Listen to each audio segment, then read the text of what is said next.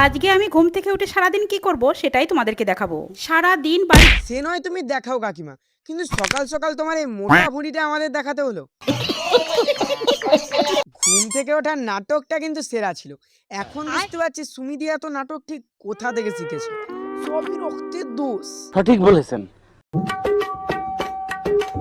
কাকিমা আমাদের ঘুম থেকে উঠলো, কিন্তু বিছানাও গোছানো, ক্যামেরাও সেট করা, এমনকি কাকিমার চুলও সুন্দর করে বাঁধা।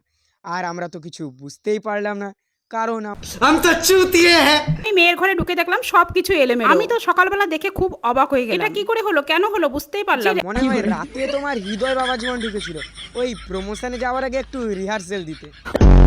পর আমি চলে গেলাম ব্যায়ামের ঘরে। এই কাকিমা সকালে উঠে তো কই ব্রাশ করলে না, হাগু করলে না।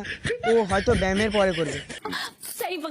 হাঁটা আর দৌড়ানোর মেশিনটা দেখছো, এটাই উঠতে আগে আমার খুব ভয় লাগতো, আর এখন ভয় অনেকটাই কমে গেছে। মানে হাঁটা দৌড়ানোর মেশিনে উঠেছো, তাও আবার চটি আর শাড়ি পরে। फिर वही बात आ रही है, जो गरीब हो ना आदमी, यो साला अपनी आदत से गरीब हो। কাকিমা সাবধানে, আবার না পড়ে গিয়ে তোমার হেলিকপ্টার ক্র্যাশ হয়ে যায়। সঠিক বলেছেন। নামতে ইচ্ছা করে না। এটা কি ব্যায়াম ভাবছো? তাই তো, এটা হলো পুরো ব্যায়াম। এটা করলে সকালের হাগুটা না ঝরে ঝরে পড়ে। বুঝতে পারলেও প্রতিদিন তো ঘর ঝাড় দিতে হয়, তারপরে মাঝে মধ্যে রেলিং ফেলিং সবই তো পরিষ্কার। কাকিমা তুমি হাগবে কখন? এত ব্যায়াম করলে তাও হাগু পেলো না। ঠিক এইভাবেই আমার দিনের পর দিন কেটে যায়। এইভাবে দিনের পর দিন তোমার না হেগে কেটে যায়। তুমি কি না হাগার ওয়ার্ল্ড রেকর্ড বানাচ্ছ নাকি কাকিমা?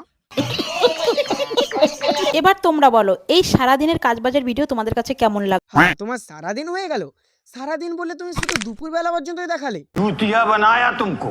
তোমার সুমি ওদিকে ছেলেদেরকে চিঠিয়া বানাচ্ছে, আর তুমি এদিকে আমাদেরকে চিঠিয়া বানাচ্ছ।